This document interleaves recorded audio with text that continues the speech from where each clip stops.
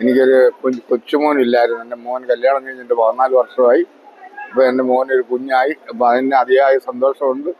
എനിക്ക് എന്ന് നടക്കാൻ വയ്യാതെ വരുന്നു ആ കാലം വരെ അമ്മയെ കാണാൻ ഇവിടെ വന്നിരിക്കും. ഞാനിവിടെ 5-6 വർഷമായിട്ട് വരുന്നു. എനിക്ക് എല്ലാ വർഷവും ഞാൻ ഇവിടെ വരുന്നതും മാതാവിനെ 8 ദിവസം ഞാൻ ഇവിടെ ഇരുന്നിട്ടാണ് പോകുന്നത്. എന്നെ ഈ നടത്തുന്നതെല്ലാം എൻ്റെ അമ്മയുടെ അനുഗ്രഹം കൊണ്ടാണ്. എൻ്റെ കുടുംബത്തിനും അതെ, എൻ്റെ കുഞ്ഞുങ്ങൾക്കും അതെ, എല്ലാവർക്കും അതെ.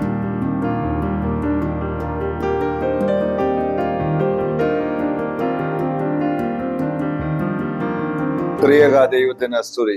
ഞാൻ ജെ മാത്യു മണവത്ത് കോറെപ്പിസ്കോപ്പ, സഹവികാരി, മണർകാട് വിശുദ്ധ മർത്തമറിയാം യാക്കോബായ സുറിയാനി കത്തീഡ്രൽ.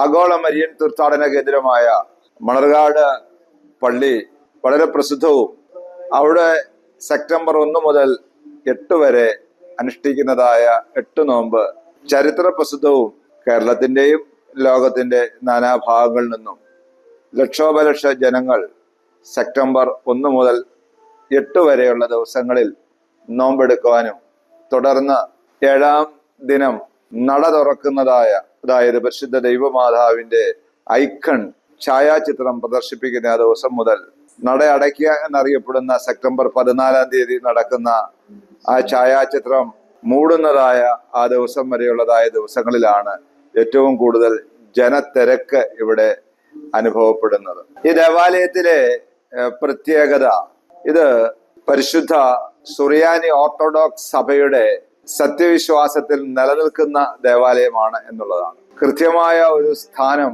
പുണ്യപുരാതനമായ ഓറിയന്റൽ ഓർത്തഡോക്സ് സഭകൾക്ക് ഉണ്ട് എന്നറിയാമല്ലോ. അതിൽ ഒന്നിൽപ്പെട്ട സിറിയൻ ഓർത്തഡോക്സ് സഭയുടെ ഒരു ദേവാലയമാണ് മണർകാട് പള്ളി.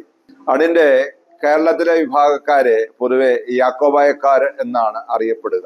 അതിന്റെ വിശ്വാസവും ആരാധനാ രീതികളും വിശുദ്ധ കന്യാമറിയാമിനെ സംബന്ധിച്ചുള്ളതായ കാഴ്ചപ്പാടുകളുമാണ് ഈ നോമ്പിന് അടിസ്ഥാനം. പരിശുദ്ധ ദൈവമാതാവിന്റെ നിത്യ കന്യത്വവും പരിശുദ്ധ ദൈവമാതാവിന്റെ തന്നിമിത്തമുള്ളതായ മാധ്യസ്ഥവും യേശുക്രിസ്തു കഴിഞ്ഞാൽ, ദൈവം കഴിഞ്ഞാൽ ഏറ്റവും ഉന്നതമായ സ്ഥാനം മാതാവിനും മാതാവിന്റെ വണക്കത്തിനും കൊടുക്കുന്ന ഒരു വിശ്വാസമാണ് സഭയ്ക്കുള്ളത്. സെപ്റ്റംബർ 1 മുതൽ 8 വരെയുള്ളതായ ദിവസങ്ങളിലെ പ്രാർത്ഥനകൾ എല്ലാം തന്നെ, യാമപ്രാർത്ഥനകളെല്ലാം തന്നെ പക്ഷെ ദൈവമാതാവിനുള്ള മാധ്യസ്ഥം കൂടുതൽ പ്രാധാന്യം കൊടുത്ത് നടത്തുന്ന രീതിയാണ് ഇവിടെയുള്ളത്. 1 മുതൽ 8 വരെയുള്ളതായ ദിവസങ്ങളിലെ ഏറ്റവും പ്രധാനപ്പെട്ടതായ കാര്യം വിശുദ്ധ കുർബാന തന്നെയാണ്. ദേവാലയത്തോടനുബന്ധിച്ച് 2 ദേവാലയമുണ്ട്. ഒന്ന് താഴത്തെ പള്ളി എന്നറിയപ്പെടുന്ന പള്ളിയും മറ്റൊന്ന് കരോട്ടെ പള്ളി എന്നറിയപ്പെടുന്നതായ പള്ളിയും. അതിപുരാതനമായ ദേവാലയം താഴത്തെ പള്ളി ഇരിക്കുന്നതായ സ്ഥാനമാണ്. അത് ഒരു ദിവ്യ ദർശനത്തിലൂടെ പണ്ട് കാലത്ത് പിതാക്കന്മാർക്ക് ഏതാണ്ട് ഒരു സഹസ്രാബ്ദം മുമ്പ് ലഭിച്ച വെളിപാടിലൂടെ ഒരു പശുവും കിടാവും പ്രസവിച്ച് കിടക്കുന്നതായ ഒരു സ്ഥലം ഒരു ചൂരക്കാടിൽ വെള്ളമുള്ള ഇഞ്ചക്കാട് പിടിച്ച ഒരു സ്ഥലത്തോട് ചേർന്ന് കിടക്കുന്നതായി കണ്ടതായും അവിടെ ഒരു ദേവാലയം സ്ഥാപിക്കാനുള്ളതായ അവരുടെ ആഗ്രഹം ആ ദർശനത്തിലൂടെ അവർ കാണുകയും അവിടെ പരിശുദ്ധ ദൈവമാതാവിന്റെ നാമത്തിൽ ആദ്യകാലത്ത് ഒരു ഷെഡ് കെട്ടി ആരംഭിച്ചു എന്നാണ് പാരമ്പര്യം. ഈ പള്ളിയിലെ 8 നോമ്പിന് നൂറ്റാണ്ടുകൾ പഴക്കമുണ്ട്. 8 നോമ്പിനോടനുബന്ധിച്ച് നടക്കുന്നതായ കാര്യങ്ങൾ, പ്രധാന കുർബാന താഴത്തെ പള്ളിയിൽ 1 മുതൽ 8 വരെയുള്ളതായ ദിവസങ്ങളിൽ സഭയിലെ പരിശുദ്ധ പിതാക്കന്മാരായ മെത്രാപ്പോലിത്തന്മാരുടെ കാർമ്മികത്വത്തിൽ 3 മേൽ കുർബാനയായിട്ടാണ് നടത്തപ്പെടുക.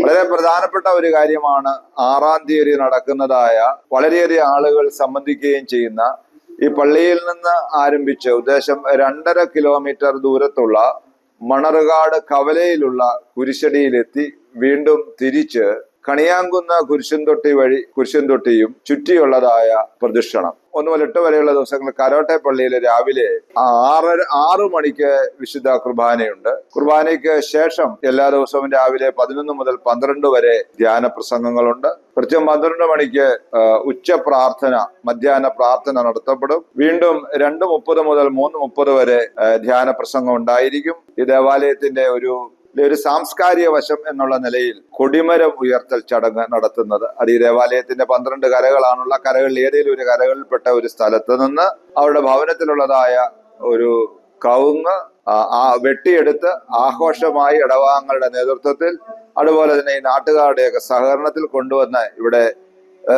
ഉയർത്തുന്നതായ ചടങ്ങാണ് അത്. വൈകുന്നേരങ്ങളിലും മിക്ക ദിവസങ്ങളിലും വൈകുന്നേരം 6:30 മുതൽ 8 വരെ ധ്യാന പ്രസംഗങ്ങളുണ്ട്.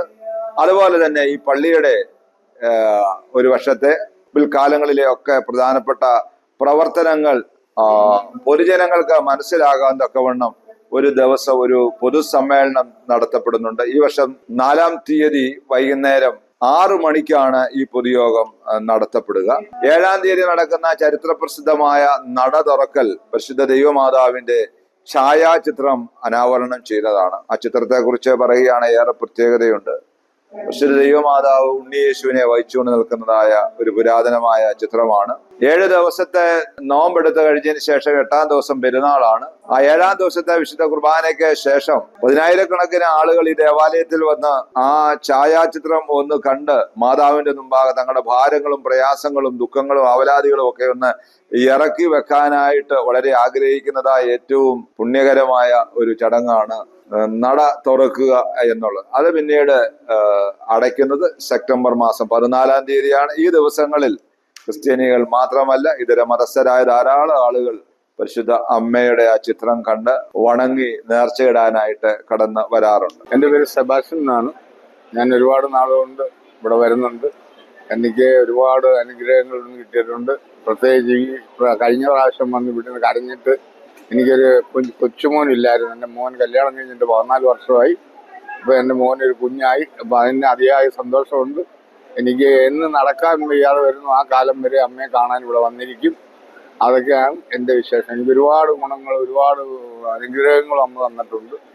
അത് എൻ്റെ മോനെ ശനിയാഴ്ച ഇവിടെ വരും. ഇവിടെ വന്ന് നേർച്ചയൊക്കെ ചെയ്തിട്ട് പോകാനാണ് ഞങ്ങൾ ഇരിക്കുന്നത്. ഞാൻ 30-ാം തീയതി വന്നു കഴിഞ്ഞാൽ നോയമ്പ് കഴിഞ്ഞ് 8-ാമത്തെ ദിവസം വീട്ടിൽ പോകുള്ളൂ, ഞാനും എൻ്റെ ഭാര്യയും.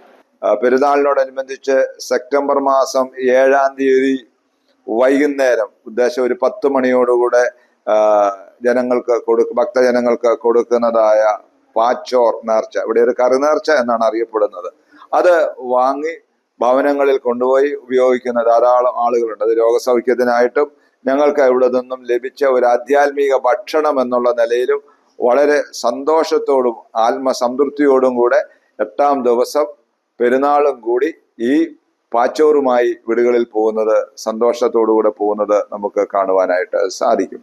സെപ്റ്റംബർ മാസം 6-ാം തീയതി നടക്കുന്ന ആ റാസായിൽ കൊടയൊക്കെ എടുത്തു വെക്കാൻ സാധിക്കാത്ത ആളുകൾ, എടുത്തു നടക്കാൻ സാധിക്കാത്ത ആളുകൾ ഈ പള്ളിക്ക് ചുറ്റും പ്രദക്ഷിണമായി 14-ാം തീയതി വരെയും മറ്റു ദിവസങ്ങളിലും ഒക്കെ ഒന്ന് സംബന്ധിച്ച് കൊട വട്ടം പള്ളിക്ക് ചുറ്റും പ്രദക്ഷിണമായി വെച്ചിട്ട് പോകുന്നത് കാണാൻ സാധിക്കും. ഏറ്റവും പ്രധാനപ്പെട്ടതാണ് ഈ പള്ളിയുടെ പടിഞ്ഞാറ് ഭാഗത്തുള്ളതായ കൽക്കുരിശ്. അതിപുരാതനമായ ഒരു കൽക്കുരിശാണ്. കേരളത്തിലുള്ളതായ കടുത്തുരുത്തി പള്ളി, കുറവലങ്ങാട് പള്ളി, നെരണം പള്ളി അവിടെയൊക്കെ കാണുന്ന അതിപുരാതനമായ ആ കുരിശിന്റെ മാതൃകയിൽ ഉള്ളതായ കുരിശാണ് കാണുന്നത്. ആ കുരിശിന്റെ സ്ഥാപനം എന്തായാലും മിച്ചിക പറഞ്ഞിട്ട് 1610 എന്ന് പറയുന്നതായ നാനമോനൽ ലിപികളിൽ കാണുന്നതായ ആ കാലഘട്ടങ്ങളിലാണ് അത് ഉണ്ടായിട്ടുള്ളത് എന്ന് ഏകദേശം പറയാനായിട്ട് സാധിക്കും. ആ കൽക്കുരിശും ആ സ്ഥലവും ആ നിലത്തെ മണ്ണെല്ലാം സത്യം പറഞ്ഞാൽ അനേക ആയിരങ്ങളുടെ അല്ല 10,000-ങ്ങളുടെ കണ്ണുനീര് വീണ് കുതിർത്ത ഒരു മണ്ണാണെന്ന് പറയാൻ സാധിക്കും. നേർച്ചയുടെ ഒരു ഭാഗമല്ലാതെ പല അനുഷ്ഠാനങ്ങൾ ഇവിടെ നടക്കുന്നുണ്ട്. ഉദാഹരണം പറയുകയാണെങ്കിൽ കുരിശും തൊട്ടിക്ക് മുമ്പും ചുറ്റും മുട്ടിൽ നീന്തുക, അതൊന്നും നമ്മുടെ വിശ്വാസപ്രകാരമുള്ള കാര്യമല്ല. എന്നാൽ അവരുടെ സ്വന്തം തീരുമാനപ്രകാരം മുട്ടിൽ നീന്തുകയും ശാരീരികമായി അങ്ങനെയുള്ളതായ സഹനങ്ങൾ ഏറ്റുവാങ്ങാനായിട്ട് പരിശ്രമിക്കുന്ന ആളുകളെയും കാണുവാനായിട്ട് സാധിക്കും. പരിശുദ്ധ സഭ നിത്യകന്യകയായും സ്വർഗത്തിന്റെ വാതിലായും മിശിഹാതമ്പുരാന്റെ 2ാമത്തെ വരവെങ്കിൽ പരിശുദ്ധ മാതാവിന്റെ ദിവ്യ സാന്നിധ്യം ഉണ്ടാകുമെന്ന് സഭ പ്രതീക്ഷിക്കുന്നു. ആ മഹോത്തരമായ പ്രതീക്ഷയിലേക്കും നിത്യജീവങ്കിലേക്കും വിശ്വാസികളെ വഴി നടത്തുകയാണ് ഈ 8 നോമ്പ് അനുഷ്ഠാനങ്ങളുടെയും ആചാരങ്ങളുടെയും കാതൽ എന്ന് പറഞ്ഞുകൊണ്ട് ഈ ലഘു സന്ദേശം അവസാനിപ്പിക്കുന്നു. പരിശുദ്ധ മാതാവിന്റെ മധ്യസ്ഥത നമുക്ക് ഏവർക്കും എന്നും സഹായമായിരിക്കട്ടെ. എൻ്റെ പേര് പുഷ്പ. ഞങ്ങൾ മാവേലിക്കരയിൽ നിന്ന് വരുവാണ്. എൻ്റെ മോനെ കല്യാണം കഴിച്ച് 14 വർഷമായി. മക്കളില്ലാതിരുന്ന് ഞങ്ങൾ സ്ഥിരമായി അമ്മയുടെ അടുക്കൽ വന്ന് അമ്മയുടെ മാധ്യസ്ഥം തേടി പ്രാർത്ഥിച്ചതിൻ്റെ ഫലമായിട്ട് ഞങ്ങൾക്ക് ഒരു പൊന്നോമന മോനെ തന്നു. ഇപ്പം 4.5 മാസമായി ഒരു മോനെ തന്നിട്ട്. അതിന് അമ്മയ്ക്ക് എല്ലാവിധ അനുഗ്രഹങ്ങളും നന്മകളും അപേക്ഷിച്ചാൽ ഉപേക്ഷിക്കാത്ത അമ്മ. എൻ്റെ പേര് ജിജോ എന്നാണ്. ഞാൻ പത്തനംതിട്ടയിൽ നിന്ന് വരുന്നു. ഞാനിവിടെ 5-6 വർഷമായിട്ട് വരുന്നു. എനിക്ക് എല്ലാ വർഷവും ഞാൻ ഇവിടെ വരുന്നതും മാതാവിനെ 8 ദിവസം ഞാൻ അവിടെ ഇരുന്നിട്ടാണ് പോകുന്നത്. അനുഗ്രഹം കിട്ടുന്നുണ്ട്, അതിൻ്റെതായിട്ടുള്ള ഇത് കിട്ടുന്നുണ്ട്. എന്റെ പേര് അന്നമ്മ. ഞാൻ കാലം ആയിട്ട് ഈ 8 നോയമ്പിനോട് വരാറുള്ള ആളാ. എനിക്ക് അതിൻ്റെതായ അനുഭവമുണ്ട്. എൻ്റെ മാതാവിന്റെ അനുഗ്രഹം അല്ലാതെ എനിക്കൊന്നുമില്ല. എന്നെ ഈ നടത്തുന്നതെല്ലാം എൻ്റെ അമ്മയുടെ അനുഗ്രഹം കൊണ്ടാണ്. എൻ്റെ കുടുംബത്തിനും അതെ, എൻ്റെ കുഞ്ഞുങ്ങൾക്കും അതെ, എല്ലാവർക്കും അതെ.